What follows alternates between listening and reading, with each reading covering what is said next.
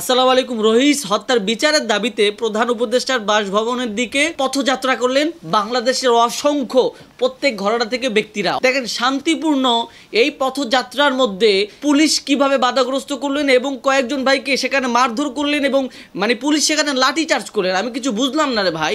এতদিন হয়ে গেল রহিস হত্যার বিচারের কোনো মামলাই নিচ্ছে না পুলিশ। গাজীপুর থানায় তারা মামলা নিচ্ছে না, বিভিন্ন জায়গায় মামলা দিচ্ছে, তারা মামলা নিচ্ছে না। পুলিশ অপরাধীদেরকে প্রটোকল দিচ্ছে, পুলিশ পাহারা দিচ্ছে। আমরা বুঝতে পারতেছি না।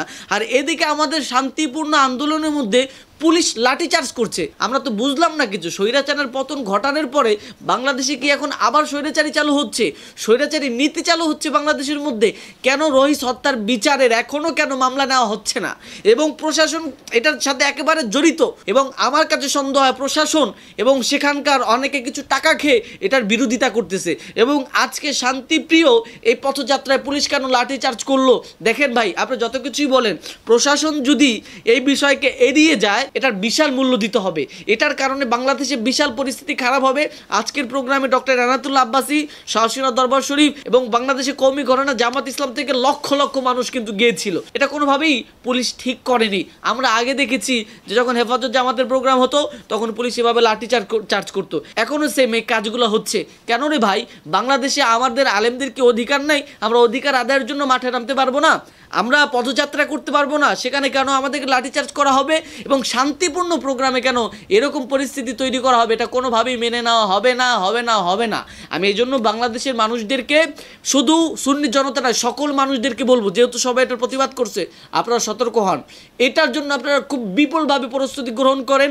রহিস হত্যার যদি কোনো রকমের কোনো মামলা নেওয়া না হয় এবং সুস্থ তদন্ত করা না হয়, চড়া মূল্য দিতে হবে প্রধান উপদেষ্টা এবং উপদেষ্টা মণ্ডলীর এবং প্রশাসনকে। কোনোভাবেই আমরা এটাকে ছাড় দিব না। এবং আমরা দেখতে পাচ্ছি সেখানকার কিছু টুপিওয়ালা, কিছু দাড়িওয়ালা টাকা খেয়ে, হারাম টাকা খেয়ে তারা সেখানে শিশুদের নিরাপত্তা নিয়ে আন্দোলন করতেছে।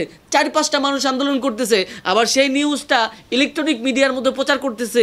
লক্ষ লক্ষ মানুষ যেখানে মিছিল করতেছে বাংলাদেশের বিভিন্ন জায়গায়, আজকে সমাবেশ হয়েছে, মিছিল হয়েছে, সেগুলো প্রচার করে না। দু একটা টুটাফাটা মৌলবী একটা ব্যানার লাগায় দাঁড়াইছে, এটা আবার তারা প্রচার করতেছে। সব জায়গায় স্বৈরাচারী নীতি আবারও চলমান। এই স্বৈরাচারী নীতিকে আমাদেরকে হটাতে হবে এবং আমাদেরকে সতর্ক থাকতে হবে।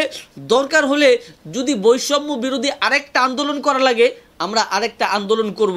কিন্তু এই রহিস হত্যার, আমার ভাই মাওলানা রহিসকে যেভাবে নিরপরাধ লোকটাকে হত্যা করা হয়েছে পরিকল্পিতভাবে, এদেরকে যদি বিচার আওতা না আনা হয়, আমরা এটার জন্য আমরা আবার রাজপথে নামবো এবং কঠোর আন্দোলনের কর্মসূচি আসবে ইনশাল্লাহ। আপনারা সকলেই সতর্ক থাকবেন।